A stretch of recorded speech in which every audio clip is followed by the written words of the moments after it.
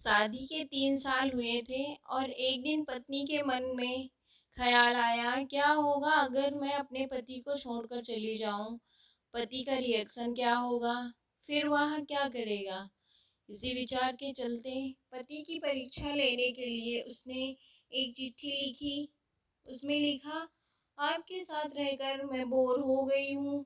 मुझे अब इस गृहस्थी से कोई लगाव नहीं है। मैं तुम्हारे साथ एक पल भी नहीं रह सकती, इसलिए मैं तुम्हें और इस घर को छोड़कर जा रही हूँ। उसने वो चिट्ठी टेबल पर रखी और खुद बेड के नीचे जाकर छुप गई। थोड़ी देर बाद पति ऑफिस से घर आया। उसे घर में अपनी पत्नी कहीं नहीं दिखी। फिर उसकी नज़र टेबल पर रखी चिट्ठी पर पड़ी। चिट्ठी को उठाकर उसने पढ़ा। थोड़ी देर तक बिल्कुल शांत रहा, कुछ नहीं बोला।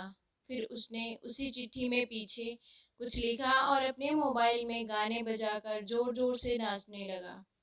फिर उसने अपने कपड़े बदले और अपनी एक फ्रेंड को फ़ोन लगाया और कहने लगा, मैं आज से आज़ाद हो गया हूँ।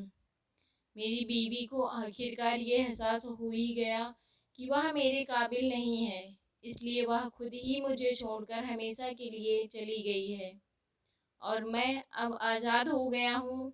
तुमसे अभी सामने वाले बगीचे में मिलना चाहता हूँ। फटाफट वहाँ आकर मुझे मिलो। ऐसा कहकर पति घर से बाहर निकल गया।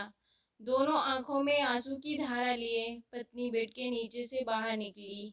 उसने हाथ थर थर काँप रहे थे। कांपते हाथों से उसने टेबल पर रखी चिट्ठी उठाई और पढ़ी। जिसमें पति ने लिखा था, अरे पगले, तुम्हें तो ठीक से छुपना भी नहीं आता। बेड के नीचे से तुम्हारे पैर दिख रहे थे। तुम जल्दी से गर्मा गर्म चाय बनाओ, मैं सामने की दुकान से बिस्किट लेकर आता हूँ। मेरे जीवन में खुशी तुम्हारे आने से है। आधी खुशी तुझे सताने में है और आधी तुझे मनाने में। आखिर लास्ट में हम दोनों ही साथ रहेंगे ना। हम झगड़े, एक दूसरे की टांग खींचे, एक दूसरे को बुरा भला कहें, फिर भी एक दूसरे की दादागिरी करने के लिए लास्ट में हम दोनों ही रहेंगे ना। कभी मैं रूठूं तुम मुझे मनाना, कभी तुम रूठो तो मैं तुम्हें मना लूँगा। फिर एक दूसरे को लाड लड़ाने के लिए आखिर में हम दोनों ही तो रहेंगे ना।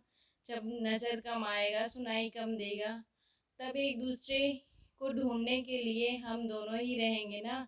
जब घुटनों में दर्द बढ़ जाएगा, कहीं आना जाना भी बंद हो जाएगा, तब एक दूसरे के नाखून काटने के लिए हम दोनों ही रहेंगे ना। मेरी रिपोर्ट तो बिल्कुल क्लियर है। आई एम ऑल राइट बोलकर एक दूसरे को चिढ़ाने के लिए आखिर तो हम दोनों ही रहेंगे ना। जब हम दोनों का साथ छूटेगा, अंतिम विदाई होगी, तब एक दूसरे को माफ़ करने के लिए हम दोनों ही रहेंगे ना। आखिर में सिर्फ हम दोनों ही रहेंगे ना। दोस्तों, कहानी खत्म होते होते बीवी का रो रो कर बुरा हाल हो गया। उसे पता चल गया कि उसका पति उससे कितना प्यार करता है। आप भी सच सच बताना, क्या इस कहानी को पढ़ते पढ़ते आपकी आंखों में भी पानी आया है या नहीं।